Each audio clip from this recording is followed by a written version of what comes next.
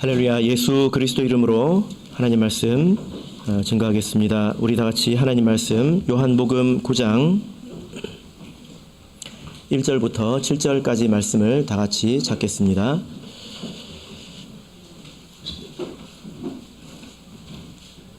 하나님 말씀 요한복음 9장 1절부터 7절까지 말씀을 저와 여러분이 한 절씩 교독하도록 하겠습니다.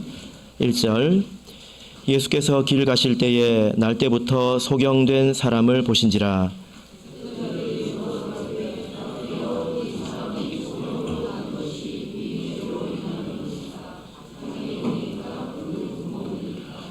예수께서 대답하시되 이 사람이나 그 부모가 죄를 범한 것이 아니라 그에게서 하나님의 하시는 일을 나타내고자 하심이니라.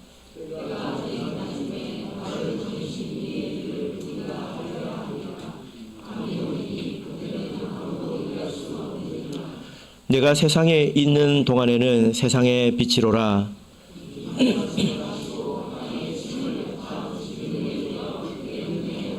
같이 읽겠습니다. 이르시되 실로암 못에 가서 씻으라 하시니 실로암은 번역하면 보냄을 받았다는 뜻이라. 이에 가서 씻고 밝은 눈으로 왔더라. 아멘. 네, 오늘 이 시간은 실로암 못의 이적이라는 제목으로 하나님의 말씀을 전하도록 하겠습니다. 한번 이런 사진을 본 적이 있습니다. 캄캄한 밤에 저기 인공위성에서 우리 지구를 찍은 이렇게 사진인데요. 그 사진을 보면 비교적 발전한 나라들은 아주 밝게 찍혀 있고요. 그리고 또 발전하지 못한 나라들은 어둡습니다. 왜 그럴까요? 어떤 나라들은 밤에도 이렇게 불을 많이 켜고 활발하지만 어떤 나라들은 이제 불을 켤 돈이 없다는 거죠. 가장 극적으로 이렇게 차이가 나는 곳이 어디일까요? 바로 북한하고 우리 대한민국입니다. 이렇게 사진을 보면 북한은 새카맣고요. 남한은 이제 대한민국은 환합니다. 그런 것을 보게 됩니다. 그래서 지금 우리가 어디에 가든지 사람 사는 곳에 가면 아주 어두운 것을 경험하기가 쉽지가 않죠. 그죠? 그러나 우리가 영적으로 보자면 여전히 이 세상은 어두운 곳이고 또 날마다 더 어두워 간다는 것을 우리가 알 수 있습니다. 영적으로 어둡다는 말이 무슨 뜻입니까? 어둡고 밝은 게 무엇인지는 우리가 잘 알잖아요. 영적으로 어둡다, 영적으로 밝다, 이런 말은 어떤 의미입니까? 이것은 하나님을 모른다는 말입니다. 하나님이 누구인지 모르기 때문에, 또 예수님이 누구인지 모르기 때문에 무엇이 깨끗한 일이고 또 무엇이 더러운 일인지 잘 모르고 산다는 거예요. 그래서 불이 깜깜해지면 누가 깨끗한지 얼굴이 더러운지 잘 모르지 않습니까?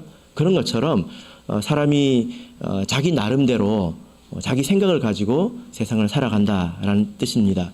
죄가 죄인 줄도 모르고 그렇게 살아간다라는 거죠. 바리새인이 이런 일을 한 적이 있습니다. 현장에서 간음하다가 붙잡힌 그 여인을 예수님께 데리고 왔습니다. 율법으로 보자면 그 여인은 사형에 해당하죠. 근데 예수님께서 보시기에 그것이 죄인 것은 맞지만 지금 너희들이 그런 말을 할 입장이냐 이렇게 생각을 하셨죠. 자, 로마서 2장 3절을 보겠습니다. 로마서 2장 3절. 로마서 2장 3절 같이 읽겠습니다. 어떤 사람들이 영적으로 어두운 사람이고 또 캄캄한 사람인가? 자, 읽겠습니다. 시작. 이런 일을 행하는 자를 판단하고도 같은 일을 행하는 사람아, 내가 하나님의 판단을 피할 줄로 생각하느냐? 여러분, 이 바리새인들이 간음하는 여인을 붙잡아서 예수님께 와서 심판해 달라고 했습니다. 그런데 우리가 성경 말씀을 보자면 돈이라는 우상을 하나님보다 더 사랑하고 세상을 하나님보다 더 사랑하는 것은 영적인 간음이라고 하지 않습니까? 그러니까 지금 바리새인들이 와가지고 예수님께 어떤 말을 하고 있는 것입니까? 나를 저주해 주세요. 나를 심판해 주세요. 이 말을 하고 있는 거거든요. 어떤 사람이 말에 실수가 많은 사람이 있었어요. 그래서 그 사람의 말로 인해서 많은 사람들이 상처를 받았습니다. 근데 그 사람도 말로 인해서 상처를 받지 않습니까? 잔뜩 삐져가지고 목사님, 세상에 어떻게 사람이 이런 말을 할 수 있습니까? 어떻게 이렇게 말을 할 수 있어요? 그래서 이 말이 여기까지 왔습니다. 뭐라고 말을 하고 싶었을까요? 그래서 말로 죄 짓는 사람 심판해달라고 기도할까요? 이게 어두운 거죠. 자기가 무슨 말을 하고 있는지도 모르고 지금 말을 하고 있지 않습니까? 바리새인들이 지금 자기가 어떤 죄를 있는지를 모르고 예수님 앞에 나와서 지금 이 여자를 처벌해달라고 하고 있잖아요. 이것이 바로 영적으로 어두운 것입니다. 그래서 예수님께서 그들의 마음을 일시적으로 밝게 해주시지 않았습니까? 뭐라고 하셨죠? 죄 없는 자가 먼저 돌로 치라, 이렇게 말씀해 주셨습니다. 한 글자도 빼면 안 되죠. 특히 먼저를 빼면 안 됩니다. 이 영적으로 이렇게 만약에 어둡다면 그 결과는 무엇일까요? 자, 8장 24절을 보겠습니다. 요한복음 8장 24절.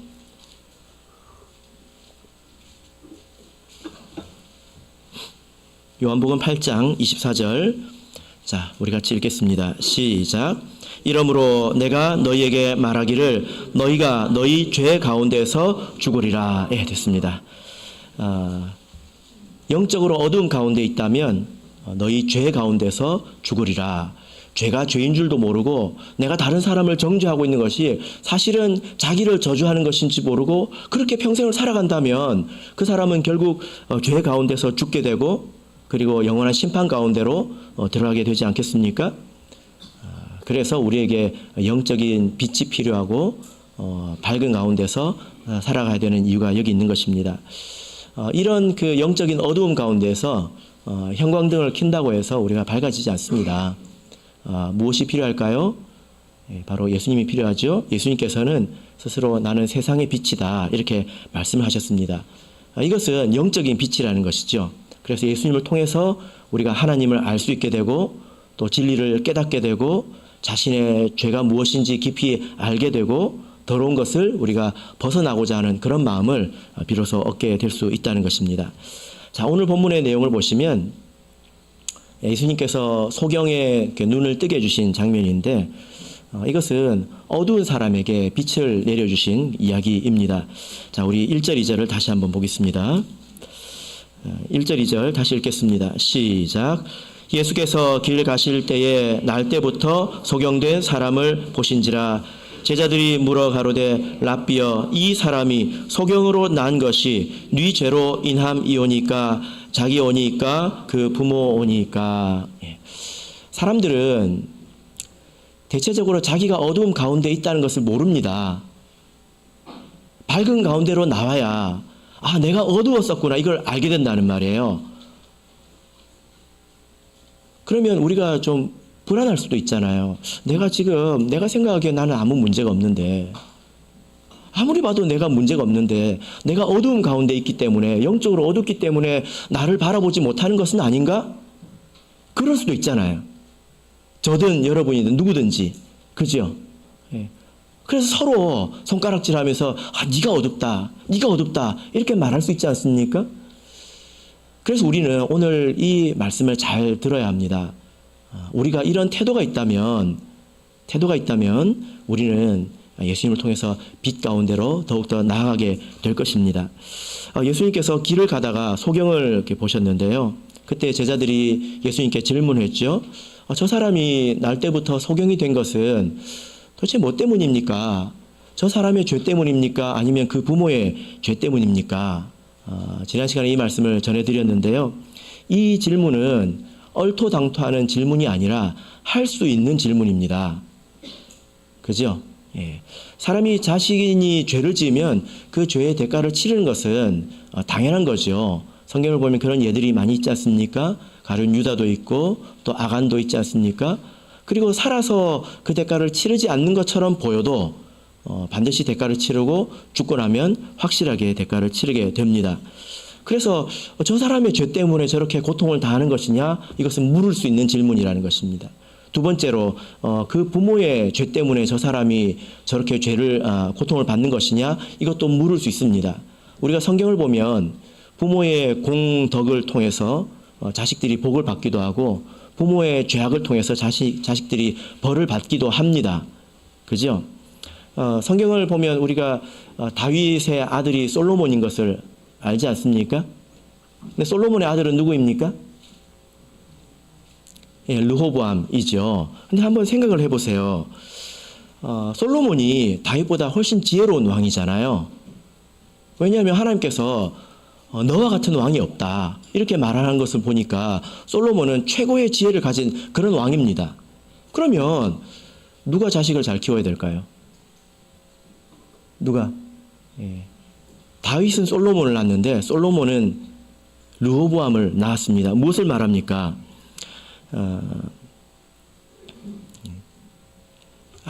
자기의 삶으로 인해서 자녀들이 복을 받기도 한다는 것입니다. 그리고 벌을 받기도 한다는 거죠. 그래서 부모의 죄로 인해서 자녀가 저렇게 고통을 당하는 것입니까? 라고 묻는 것은 물을 수 있는 질문이지 무슨 말도 안 되는 소리를 하느냐, 예수님께서 그렇게 말씀하시지 않았습니다. 그러나 예수님께서는 그 두 가지 이유로 이 사람이 소경이 된 것이 아니라 하나님께서 하시고 싶어하는 일이 있다, 그 사람을 통해서 나타내고자 하는 일이 있다, 이렇게 말씀을 하셨습니다. 그 일이 무엇일까요? 바로 예수 그리스도를 이 세상에 드러내는 일이죠. 사람들이 예수님을 그리스도로 믿지 않았습니다.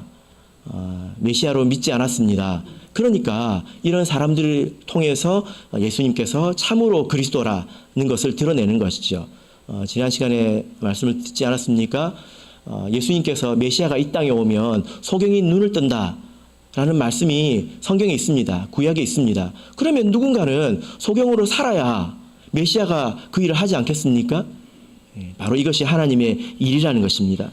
여러분, 그러면 이 그리스도를, 예수를 그리스도로 드러내는 이 일은 누가 해야 될까요? 또 언제 해야 될까요? 자, 우리 3절을 보겠습니다. 3절, 4절을 보겠습니다. 읽겠습니다. 시작. 예수께서 대답하시되 이 사람이나 그 부모가 죄를 범한 것이 아니라 그에게서 하나님의 하시는 일을 나타내고자 하심이라. 때가 아직 낮음에 나를 보내신 이의 일을 우리가 하여야 하리라.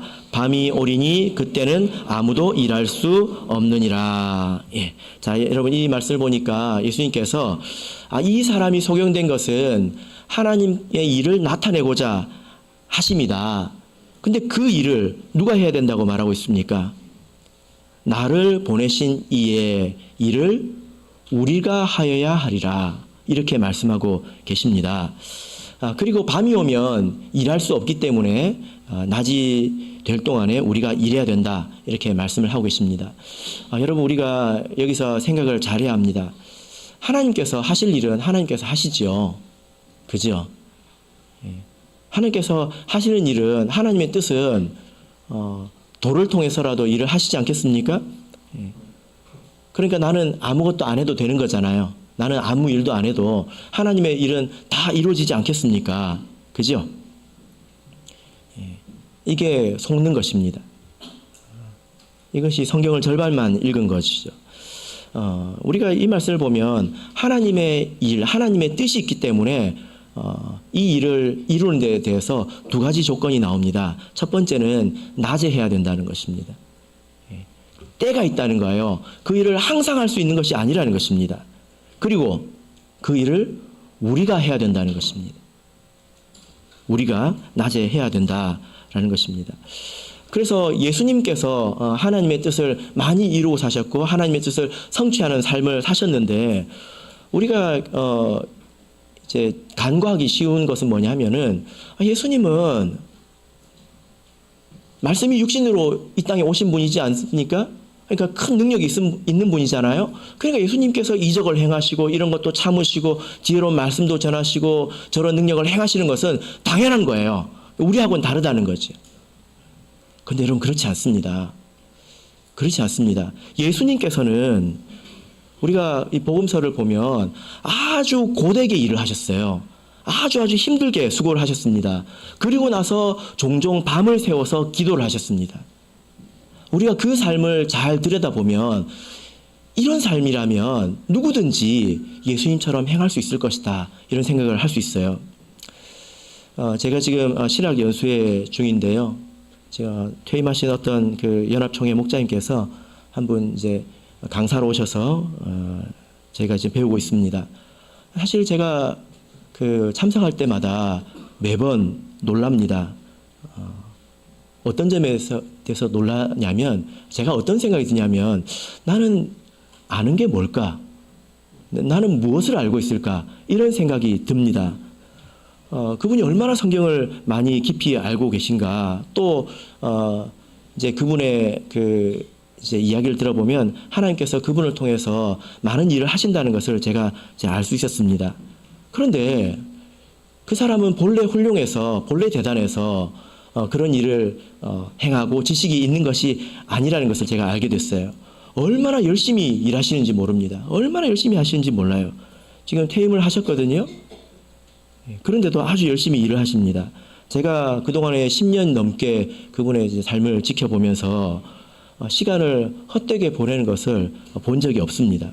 지금도 주중에는 신학 연수회를 하지요. 안식일에는 또 다른 지역 교회 가서 설교를 하시죠. 아마 지금도 설교를 하고 계실 텐데. 그리고 일요일에는 임직자 강습회를 또 하루 종일 강의를 하십니다. 그리고 그 다음 날부터 바로 또 수업이 시작이 됩니다. 한 번은 제가 보니까 새벽 3시까지 준비를 하고 계시더라고요. 새벽 3시까지. 그래서 제가 그것을 유심히 이제 오랫동안 지켜봤는데 제 마음속에 결론이 뭐냐면은 저렇게 수십 년을 살아왔다면 합당하다 이런 생각이 들었어요. 저렇게 수십 년을 살아왔다면 저렇게 하나님 말씀에 능통하고 그리고 하나님의 그런 통로가 되는 것이 하나님의 도구가 되는 것이 참으로 합당하다 이런 생각이 제가 들었습니다. 예수님께서도 이제 그렇다는 거죠. 우리가 이것을 잘 읽어보면 예수님께서 얼마나 고되게 사셨고 얼마나 깊이 사셨고 그랬던 것을 우리가 알 수 있습니다. 그래서 우리가 관념이 바뀌어야 합니다. 이런 데 대해서 관념이 바뀌어야 합니다. 어떤 사람은 대단하고 원래 대단하고 어떤 사람은 원래 훌륭해서 저 사람은 아무 일도 하지 않아도 적당히 살아도 큰 일을 행하는 것이다. 그렇지 않습니다. 하나님의 뜻은 그렇게 이루어지지 않습니다. 누군가는 예수님처럼 이렇게 애를 써야 된다는 거죠. 우리의 관념이 바뀌어야 된다는 것입니다. 한 번은 제가 그 운전을 하면서 좀 지루해서 이제 영어 공부도 좀 할 겸 어떤 사람이 이렇게 두 사람이 나와서 대화를 하는 걸 제가 들었습니다. 주제를 가지고 대화를 하는 것이었는데 주제가 뭐였냐면 완벽한 하루였습니다. 완벽한 하루. 뭐 이제 혹은 뭐 최고의 하루. 이 그 제목을 딱 들었을 때 생각이 되는 게 있잖아요. 여러분은 완벽한 하루, 최고의 하루, 아주 이상적인 하루. 그러면 어떤 날이 떠오르십니까? 근데 그분이 그 이야기를 하는데 제가 깜짝 놀랐어요. 뭐냐면은 이제 아이가 있나 봅니다. 자기 아이를 일단 엄마한테 맡기고 그럼 이제 아이가 깨지 않는 밤에 일어나지 않고 푹 잘 수 있는 거죠. 푹 늦잠을 잡니다. 언제까지 자느냐? 해가 그냥 가운데까지 떠오를 때까지 푹 자는 거예요. 그래가지고 도저히 잠을 못 자서 일어날 때까지 잠을 푹 잡니다. 그리고 나서 눈을 뜨면 남편이 아침을 준비해놨어요. 완벽한 하루죠. 완벽한 시작 아닙니까? 우리 형제님들께서는 참고하시길 바랍니다. 그리고 이제 밥을 먹고 나가서 어디 가서 쇼핑을 합니다. 자기가 갖고 싶었던 물건을 딱 사고 오후에는 어디로 갈까요? 영화를 보러 가야죠. 영화를 보러 갑니다. 그리고 영화를 실컷 재밌게 본 다음에 아주 감동을 받고 저녁에는 어디를 갈까요? 자기가 아주 좋아하는 식당에 가서 맛있는 음식을 배가 터지도록 먹고 들어오는 거예요. 그 이야기를 들었을 때 제가 깜짝 놀랐습니다. 왜 그럴까요? 여러분도 혹시 여러분의 완벽한 하루를 이런 날로 생각하십니까? 나도 그냥 뒤지게 한번 놀아봤으면 좋겠다. 한번 먹어봤으면 좋겠다. 그렇게 해봤으면 좋겠다. 그렇게 생각하십니까? 우리의 관념이 바뀌어야 합니다. 나는 내가 일평생을 사는 동안에 어떻게 단 하루만이라도 예수님처럼 살아볼 수는 없을까? 예수님처럼 시작하고 예수님처럼 1분 1초를 보내고 내가 그날 하루를 마쳤을 때 단 1분 1초도 내가 헛되이 보내지 않았다. 그러고도 예수님께서 산에 가셔서 기도하지 않으셨습니까? 그렇게 나는 하루를 살아볼 수 없을까? 우리는 생각이 그렇게 가야 된다는 거예요. 우리 8장을 보겠습니다. 8장 7장 53절을 보겠습니다.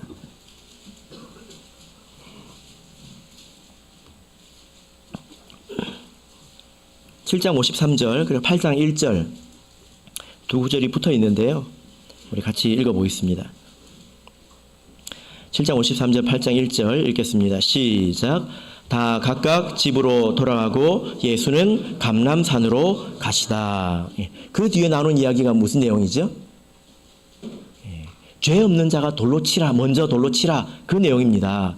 사람들이 이 내용을 들으면 예수님의 지혜와 용기에 탐복을 합니다. 어떻게 이 상황에서 양쪽에서 칼이 들어온 이 상황에서 이렇게 지혜로운 말씀을 하실 수 있을까?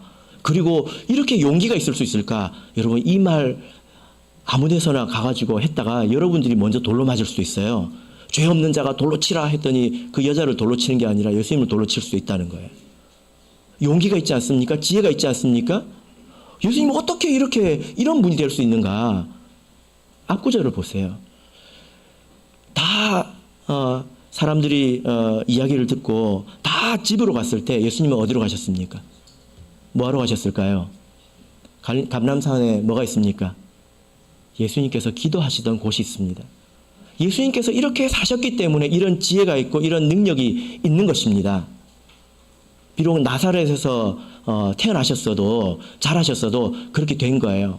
우리도 예수님처럼 우리가 하루를 보낸다면 그리고 그 삶을 흉내만 낸다면 우리 인생도 많이 달라질 것입니다. 여러분 그래서 지금 우리가 은혜의 때에 있지 않습니까? 지금 낮입니다. 영적으로 보자면 낮이라는 거예요. 구원받을 수 있습니다. 그런 시간이 이 세상에 많이 있지 않지요. 그럼 우리가 지금 이때에 하루하루를 완벽하게 보내도록 스스로 노력을 해야 된다는 것입니다. 그렇게 해서 내가 하나님의 뜻을 이루도록 노력을 해야 된다는 거지요. 나를 보내신 이의 일을 우리가 하여야 하리라. 그 우리가 바로 지금 이 자리에 계신 우리 모든 성도님들 아니겠습니까? 자, 우리 9장 6절 7절을 보겠습니다. 9장 6절 7절 같이 읽겠습니다. 시작. 이 말씀을 하시고 땅에 침을 뱉아 진흙을 이겨 그의 눈에 바르시고 이르시되 실로암 못에 가서 씻으라 하시니 실로암은 번역하면 보냄을 받았다는 뜻이라.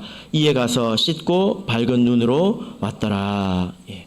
이 말씀을 하시고 소경을 이제 고치셨는데, 그러니까 이 말씀과 지금 앞으로 행하는 이 이적이 관계가 있다는 것입니다. 아주 깊은 관계가 있다라는 거죠. 예수님께서 소경을 치료하신 이 방법 자체가, 과정 자체가 아주 특이하고 희한합니다. 이 소경은 어떤 사람입니까? 앞을 못 보는 사람이죠. 육신적으로 이렇게 눈이 어두운 사람인데 한편으로 아직 예수님이 누구인지 잘 모르는 사람입니다. 그러니까 영적으로도 어두운 사람이라고 볼 수가 있습니다.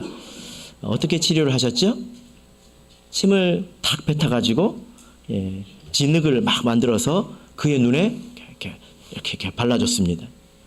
한번 해볼까요?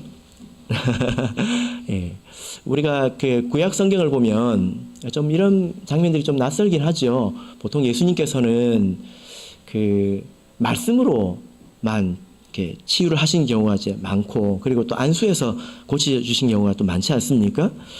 그런데 이것이 전혀 그 낯선 것은 아닙니다. 우리가 구약 성경을 보면 하나님께서 어떤 선지자들에게 행위를 통해서 메시지를 전하도록 이렇게 하신 경우가 있거든요. 뭐 예레미야나 에스겔이나 그와 같습니다. 그래서 꼭 말씀만 가지고 이적을 해야 되는 것은 아닙니다. 예수님께서 이렇게 침을 뱉어서 진흙을 일겨가지고 눈에 이렇게 발라주셨는데요. 예수님의 그 공생의 가운데서 침을 가지고 그 치유하신 것이 총 3번이나 있습니다. 3번이나 있습니다. 한 번은 눈에다가 침을 그냥 뱉었어요. 퇴! 하고 뱉었습니다. 그리고 한 번은 그 귀에다가 손을 넣고 그리고 침을 뱉어서 그 혀에다가 손을 댔습니다. 침을 탁 뱉어가지고 혀에다가 해봐 했다는 거예요. 예수님께서 왜 이렇게 하셨을까요? 침을 뱉는 것은 어떤 의미일까요? 여기에 대해서 이제 의견이 분분합니다. 여러 가지 의견이 있는데 뭐 간단하게 몇 개를 이렇게 소개해드리자면 여러분 그 모기 물리면 뭐 하십니까? 예. 아직도 침 바르는 분 계십니까? 예. 이 침을 바르는 행위는 뭐 지금뿐만이 아니라 옛날 그리고 동양뿐만 아니라 서양 뭐 옛날부터 있었다고 합니다. 그래서 예수님께서 그런 치료의 행위를 그냥 본떠서 하신 것이다. 뭐 그렇게 주장하는 사람도 있고요. 어떤 사람은 천지 창조를 이야기합니다. 지금 예수님께서 하나님께서 흙으로 사람을 이렇게 빚어서 그죠? 예, 만드셨습니다. 근데 이게 눈이 고장났으니까 흙을 빚어가지고 눈을 새로 이제 만들어 주셨다. 그럴싸하죠. 예. 그리고 어떤 사람들은 지금 예수님께서 이 안식일 규례를 깨뜨리려고 하는 것이다.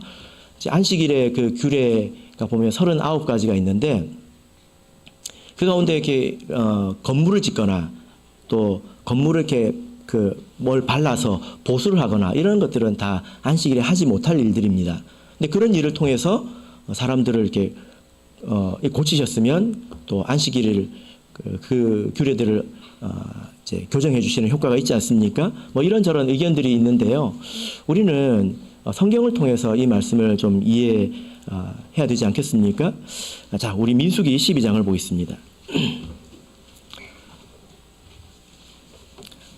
성경을 보면 침을 뱉는 행위들이 몇 번 나옵니다. 민수기 12장 14절을 보겠습니다. 민수기 12장 14절 자, 우리 같이 읽겠습니다. 시작.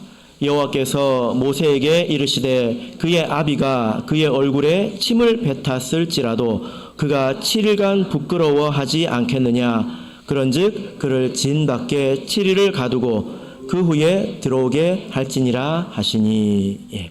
자, 지금 침을 뱉은 이 행위는 아주 큰 모욕과 수치를 이야기합니다. 뭐 사람을 부끄럽게 만드는 일은 여러 가지가 있잖아요. 뭐 이런저런 방법으로 사람을 부끄럽게 만들 수 있지 않습니까? 그런데 상대방에게 가장 큰 모욕감을 주는 행위가 성경에서 보면 침을 뱉는 행위입니다. 여기 이 말씀을 보시면 뭐라고 말씀합니까? 심지어 자기를 낳은 아버지라 할지라도 그 아버지가 없으면 나는 있을 수 없잖아요. 아버지라 할지라도 침을 뱉으면 사람이 용납하기가 어렵다는 거예요. 여러분 한번 생각해 보십시오. 여러분들의 부모가 화가 나가지고 여러분들을 멸시할 때 와가지고 얼굴에 침을 탁 뱉어요. 그 용납이 되겠습니까? 여러분 하실 수 있겠습니까? 예. 우리 이재윤 형제는 용납할 수 있습니까? 됩니까? 안 됩니까? 그것만큼은 안 됩니까? 예, 안 된다고 합니다. 예, 저도 그런 일은 당해본 적이 없습니다. 욥이 고난을 당할 때 자기의 가려운 것이 굉장히 고통스럽잖아요. 얼마나 고통스러웠으면 기왓장을 가지고 버벅 긁었겠습니까? 근데 그것뿐만이 아니라 자기 마음속으로 느끼는 수치심도 굉장히 컸습니다. 내가 이런 형편이 돼가지고 정말 부끄러워서 내가 얼굴을 들 수 없고 다른 사람들이 나를 하는 것은 다 나에게 모욕을 하는 것 같고 그 수치심을 표현할 때 이렇게 표현을 했습니다. 욥기 17장을 보겠습니다. 욥기 17장 6절을 보겠습니다.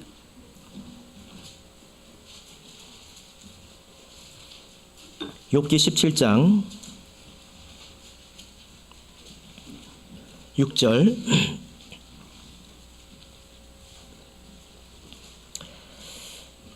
자, 읽겠습니다. 시작.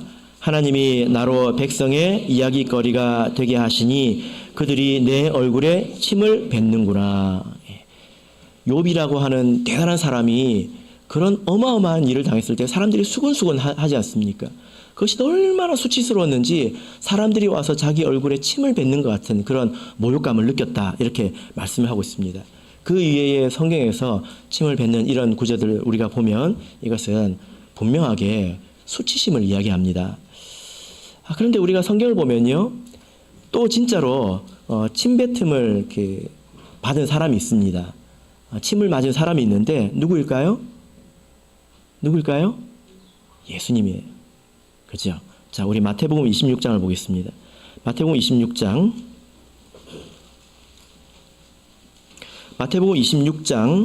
67절입니다. 마태복음 26장 67절. 예수님께서 침을 한 번만 맞은 게 아니에요. 두 번이나 맞으셨습니다. 26장 67절 읽겠습니다. 시작. 예수의 얼굴에 침을 뱉으며 주먹으로 치고 혹은 손바닥으로 때리며. 자, 누가 예수의 얼굴에 침을 뱉었을까요? 대제사장입니다. 27장 30절을 보겠습니다. 27장 30절. 자, 읽겠습니다. 시작. 그에게 침 뱉고 갈대를 빼앗아 그의 머리를 치더라. 예수님께서 또 침을 맞았네요. 이것은 누가 뱉었을까요? 이방인들입니다. 로마의 군병들입니다. 그러니까 예수님께서는 유대인에게도 침을 맞고 이방인들에게도 침을 맞았습니다. 이것은 굉장히 큰 수치를 말하죠. 그래서 여러분, 예수님께서 이때 얼마나 수치스러웠겠습니까? 그죠? 얼마나 부끄럽겠어요. 그렇죠? 부끄러웠을까요? 예수님께서 부끄러워하셨을까요? 내가 정말 이거 못 견디겠다. 그러셨을까요? 이 내용이 이미 구약에 예언이 되어 있습니다. 이사야서 50장을 보겠습니다. 이사야서 50장 6절을 보겠습니다. 이사야서 50장 6절.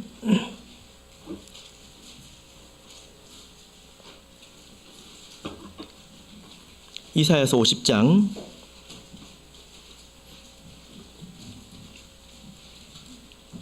이 말씀을 읽으시면 아마 예수님이 생각이 나실 겁니다. 이사야서 50장 6절 읽겠습니다. 시작.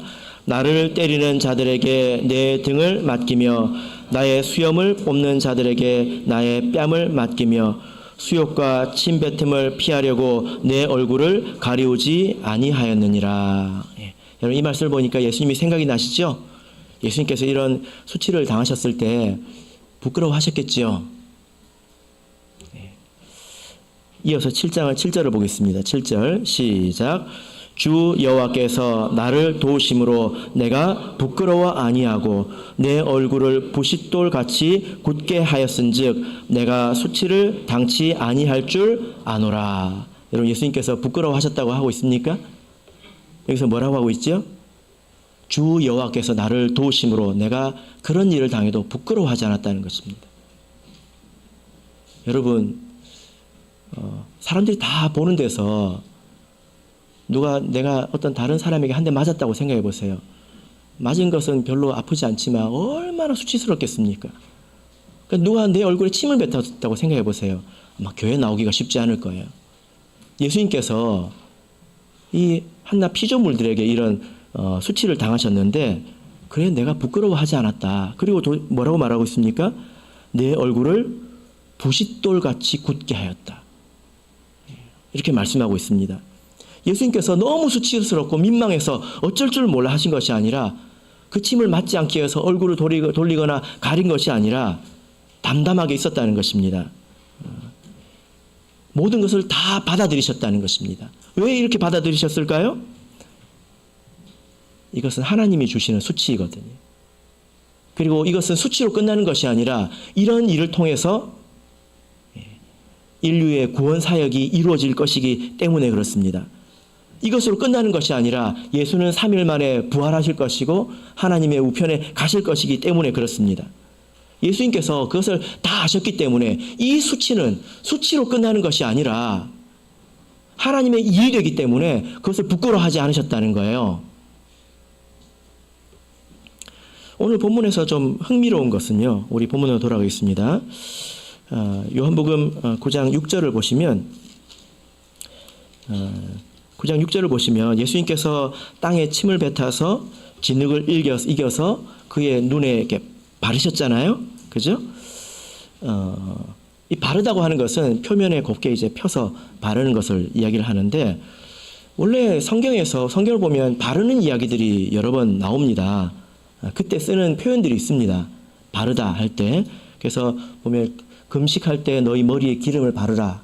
기억나십니까?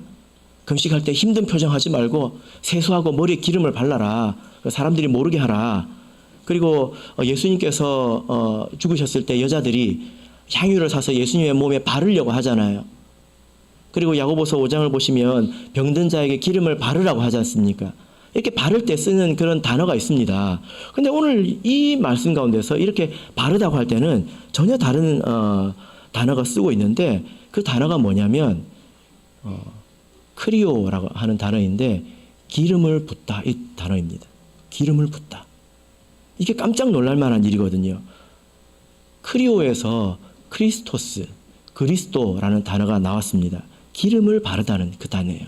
이 단어 자체가 기름을 바르다는 거예요. 진흙을 펴서 기름을 발랐다, 이렇게 되어 있습니다. 여러분, 성경에서 기름을 바르는 것이 어떤 의미입니까? 어떤 의미입니까?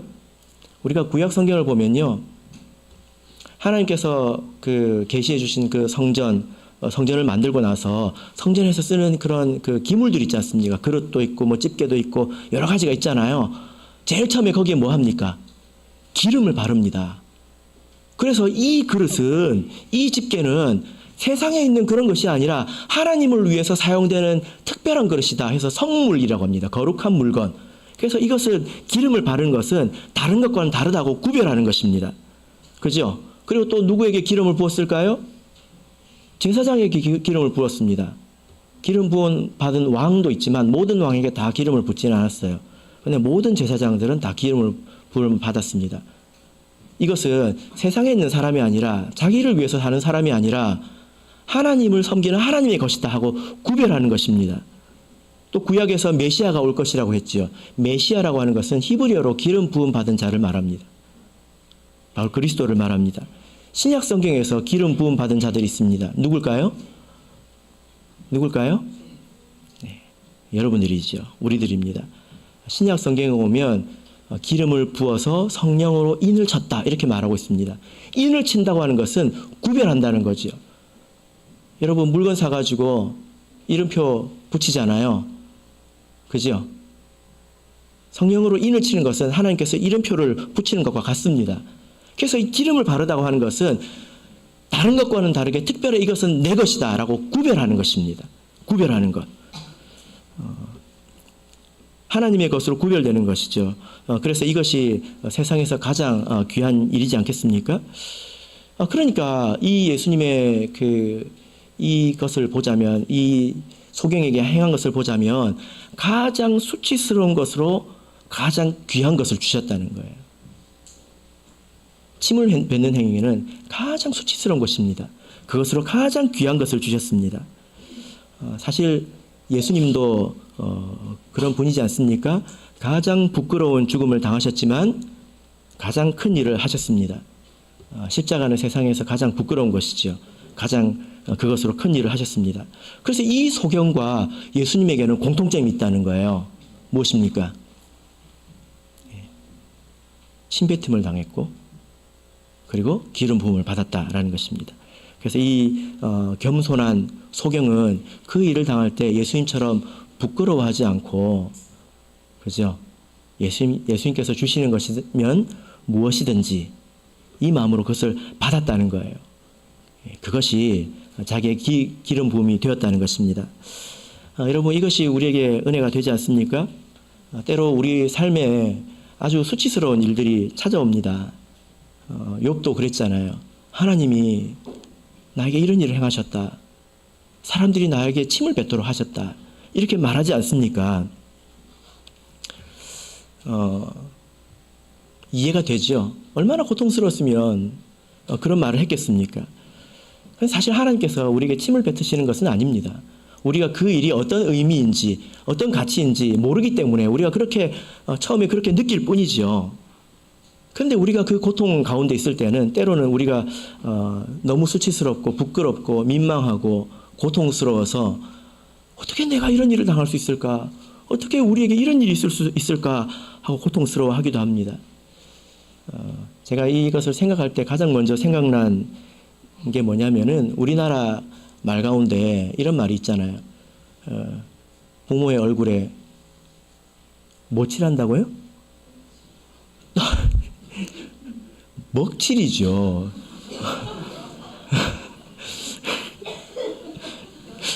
생각지 못한 말이 나왔습니다. 네, 물을 한 잔 마셔야 될 것 같습니다. 부모 얼굴에 먹칠한다고 하지 않습니까? 그죠? 그러니까 자녀에게 어떤 문제가 있을 때 부모가 큰 수치를 느끼는 것 같습니다. 이런 것이든 저런 것이든 여러분께서 혹시 살아가면서 마치 하나님께서 나에게 침을 뱉은 것 같은 그런 것을 겪어보신 적이 있으십니까? 그때 우리가 어떻게 해야 될까요? 어떻게 해야 될까요? 우리가 겸손한 마음을 가져야 합니다. 그리고 그것을 받아들여야 합니다. 그러면 하나님께서 그 일을 통해서 우리를 높여주실 것입니다. 근데 그 순간을 견디지 못해가지고 화를 내고 성질을 내가지고 내가 왜 이런 일을 겪어야 되냐? 너무 안타깝지 않습니까? 소경이 이랬다고 한번 생각해 보세요. 예수님께서 침을 탁 뱉어가지고 싹 발라가지고 바르려고 하니까 소경도 뭘 느끼지 않습니까? 소리도 듣고. 그죠? 그러니까 소경이 하는 말이 아니 내가 아무리 소경이고 내가 아무리 빌어먹는 거지라도 나한테 이럴 수 있습니까? 가버렸다고 한번 생각해 보세요. 안타깝죠? 우리가 겸손한 마음을 가져야 합니다. 그래서 예수님께서 침뱉음을 당하신 것을 기억하시고 욥도 그 고난을 당한 것을 기억하시고 이 소경이 그런 일로 하나님의 큰 은혜를 체험한 것을 우리가 기억하면서 우리가 이것을 받아들여야 되겠습니다. 그리고 예수님께서 말씀하시기를 어디에 가서 씻으라고 하셨습니까? 자, 우리 7절을 다시 보겠습니다. 요한복음 9장 7절 읽겠습니다. 시작. 이르시되 실로암 못에 가서 씻으라 하시니 실로암은 번역하면 보냄을 받았다는 뜻이라. 이에 가서 씻고 밝은 눈으로 왔더라. 우리 참예수교회 성도들은 씻는다 이런 말이 성경에 나오면 무조건 세례부터 떠올리는데요. 여기서 씻다는 것은 그런 의미로 사용된 것은 아닙니다. 이것은 주로 이렇게 손발을 씻다. 이럴 때 쓰이는 이렇게 단어입니다. 밥 먹기 전에 손을 씻는 이야기가 나오죠. 예수님께서 제자들의 발을 씻어주는 이야기가 나오죠. 그때 쓰이는 단어이고요. 세례는 주로 목욕하다, 온몸을 씻다 이런 단어가 사용이 됩니다. 그래서 중요한 것은 실로암에 가서 씻어야 된다는 것입니다. 이 소경이 말을 안 해도 씻을 거잖아요. 침을 발라놨으니까 또 이게 마르면 꾸덕꾸덕하니 굳을 테니까 어떻게든 씻을 거지 않습니까? 실로암에 가서 씻는 것이 중요하다라는 거죠. 그런데 이 실로암이라는 이 단어의 뜻을 특별히 여기서 번역해서 그 의미를 말하고 있습니다. 예수님께서 실로암에 가서 씻으라 한 것은 그 단어의 의미가 있다는 거죠. 그 실로암의 뜻이 무엇입니까? 번역하면 보냄을 받았다. 뭐라고요? 보냄을 받았다. 예루살렘은 산 위에 있습니다. 이제 고대부터 산 위에 있습니다. 근데 그때는 지금처럼 뭐 상수도가 이렇게 없으니까 사람이 살려면 물이 있어야 되잖아요. 그죠? 예루살렘에 물을 공급했던 주요한 수원이 기혼샘입니다. 샘은 물이 퐁퐁퐁퐁 솟아나는 곳이고 못은 물이 솟아나는 게 아니라 그냥 물 웅덩이에요. 물을 가둬놓은 웅덩이에요. 샘과 못은 다릅니다. 기혼 샘물이 이 계곡을 따라서 졸졸졸졸 흘러가지고 예루살렘 성 남쪽에 있는 큰 웅덩이가 있는데요. 이제 거기에 모였다가 밑으로 쭉 흘러서 사해까지 흘러가게 됩니다. 근데 히스기야 왕 때에 이제 그 기온샘의 지하 터널을 뚫어가지고 그 물을 성 안으로 이제 가져오게 된 거죠. 왜냐하면 그 적들이 와서 공격을 하면 문을 닫고 안에서 오래도록 살아야 되잖아요. 1년, 2년 버텨야 되거든요. 물이 있어야 된다는 것입니다. 그래서 그것을 안으로 가지고 와서 만든 것이 히스기야의 아주 큰 업적 중에 하나인데요. 이 물 웅덩이를 실로암 못이라고 합니다. 이것은 생명수이죠. 근데 성경을 보면 이런 표현이 나옵니다. 이 실로암이 특별히 상징하는 게 있어요. 이사야서 8장을 보겠습니다. 이사야서 8장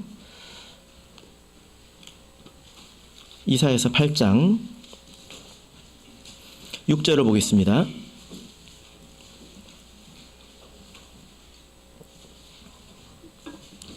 이사야서 8장 6절 같이 읽겠습니다. 시작. 이 백성이 천천히 흐르는 실로암 물을 버리고 르신과 르말리아의 아들을 기뻐하나니.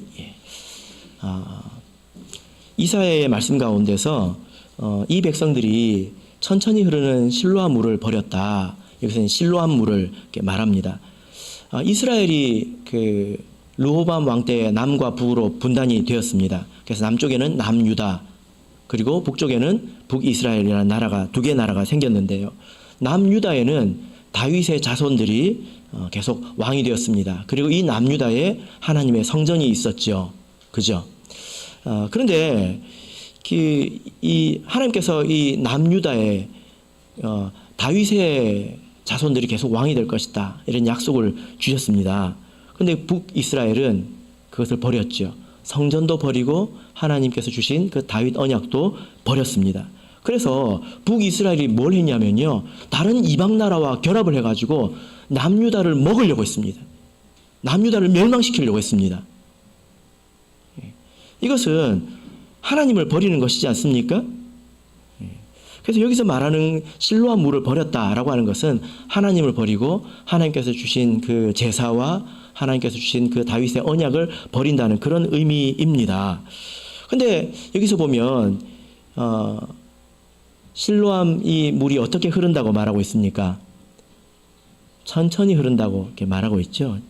천천히 흐른다. 천천히 흐른다는 것은 잔잔히, 고요히, 평온히 뭐 이런 뜻인데, 여러분 물이 천천히 흐르면 좋을까요, 안 좋을까요? 좋을까요, 안 좋을까요? 예.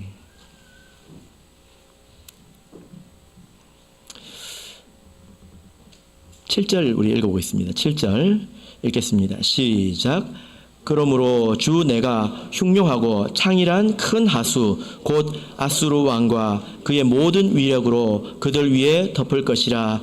그 모든 골에 차고 모든 언덕에 넘쳐. 예. 자, 여러분 여기서 대비되는 표현이 있는데, 천천히 흐르는 것과 흉룡하고 창일한 큰 하수, 이것이 대비가 됩니다. 그러니까 북이스라엘이 왜 실로암을 버렸느냐? 천천히 흘러서 버린 것입니다. 이게 무슨 말이냐면요, 별 볼 일이 없다는 거예요. 시원하지 않다는 것입니다. 짜릿하지 않다는 것입니다. 그러니까 하나님께서 그래, 너희들이 원하는 시원하고 짜릿한 거 보내줄게. 그것이 무엇입니까? 아주 큰 파도, 창이라는 큰 하수, 바로 아수르라고 하는 나라를 보내주셔서 그 나라를 삼키게 하겠다, 이런 의미입니다. 그래서 이후에 이스라엘 백성들은 이 실로암 물을 더욱더 귀하게 여겼죠. 이 실로암 물은 사실 예표입니다. 무엇을 예표하는 것일까요? 예수 그리스도를 예표하는 것입니다. 실로암 물은 기온샘에서 보냄을 받은 물입니다. 다른 데서 보내준 물이죠. 그죠? 하나님께로부터 보냄을 받은 분이 누구일까요? 바로 예수님이지요. 실로암은 결국 이제 예수님을 상징합니다. 예수님께서 이 소경에게 실로암 못에 가서 씻으라고 하셨는데, 사람들이 이제 이 사람이 가서 순종을 해서 눈을 밝게 떴죠. 그죠? 이를 통해서 예수님께서 하나님으로부터 진실로 보냄을 받은 자이다, 이런 것이 다 드러난 것입니다. 예수님께서 근데 왜 실로암 못에 가라고 하셨을까? 물론 이제 그런 의미가 있죠. 그런데 사람들이 보기에 예수님은 천천히 흐르는 물처럼 보였을 거라는 겁니다. 사람들이 보기에 자기의 기대를 만족시키지 않는다는 거예요. 지금 이 사람들이 뭘 기대하냐면 슈퍼맨 같은 메시아가 등장해가지고 짜릿하게 시원하게 확실하게 로마를 제압하고 이렇게 나라를 확실하게 세워주기를 바라는데 자기들이 볼 때 시원한 사이다를 원했는데 김 빠진 따뜻한 콜라가 온 것 같은 느낌이 든 것입니다. 시원하지가 않은 거예요. 자기가 원하는 스타일이 아닌 것입니다. 그래서 예수님을 배척했다는 것입니다. 여러분, 여기서 우리가 교훈을 얻을 수 있습니다. 그때 당시에 우리가 성경을 보면 아주 그냥 화려하죠. 예수님께서 활동하시는 것이. 그때 당시 사람들이 볼 때는 그러지 않았다는 것입니다. 여러분, 이것이 우리에게 어떤 교훈이 됩니까? 여러분, 우리를 이 죄에서 또 영원한 심판에서 구원해 줄 수 있는 분은 예수님밖에 없습니다. 그런데 예수님이 우리의 기대와 다를 수 있다는 거예요. 또 이 예수님을 통해서 구원을 이룰 수 있는 이 교회가 이 세상에는 한 군데밖에 없습니다. 그 교회의 모습도 천천히 흐르는 물처럼 밋밋하게 보일 수도 있다는 것입니다. 이 말이 이해되십니까? 모든 것이 밋밋해 보일 수 있다는 거예요. 그래서 사람들이 취하지 않고 버린다는 것입니다. 그래서 우리 스스로도요, 그런 노력을 좀 하기도 하는 것 같습니다. 그냥 우리가 좀 부족한 것 같아가지고 조금 더 좀 짜릿하고 조금 더 감동적으로 이것도 해보려고 하고 저것도 해보려고 하고. 무슨 말인지 이해되십니까? 목사님도요, 설교를 좀 더 짜릿하게 해주셨으면 좋겠어요. 신도들의 마음을 들었다, 놨다, 울렸다, 웃겼다. 찬송도 그냥 이렇게 몇 장 하시겠습니다. 몇 장 하시겠습니다.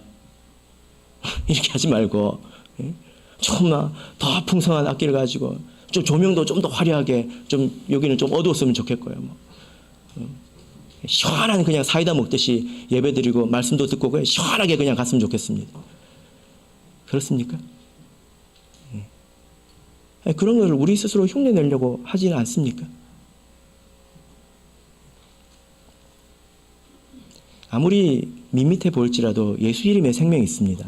그리고 이곳에 생명이 있습니다. 우리가 이것을 버리지 말아야 합니다. 이 소경이 무슨 내가 눈이 어두운데 거기까지 가냐. 거기 계단 내려가야 되거든요. 어떻게 내가 눈을 감아가지고 이 몰골을 해가지고 내가 아무리 거지라도 내가 어떻게 거기까지 가냐. 아무데나 가서 씻으면 되지. 그러면 나았을까요? 낫지 않았겠죠. 그죠?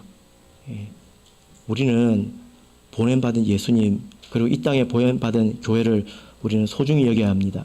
이곳이 천천히 흐른다고 해서 하나님 뜻이 안 이루어지고 있는 게 아니에요. 우리가 더 시원하고 더 짜릿하고 더 감동적인 걸 찾으면은 우리가 진리를 떠날 수 있습니다. 그것이 일종의 시험이 될 수 있다는 것입니다. 우리도 저기 누구처럼 저렇게 해요. 어디처럼 이렇게 해요. 그것이 시험이 될 수 있다는 거예요. 우리는 어디 가서 씻어야 됩니까? 보냄받은 곳에 가서 씻어야 됩니다. 바로께는 우리 모든 성도님들께서 예수님의 이름을 끝까지 의지하시고 이 보냄받은 곳을 귀중하게 여기시기를 예수 그리스도 이름으로 축복합니다.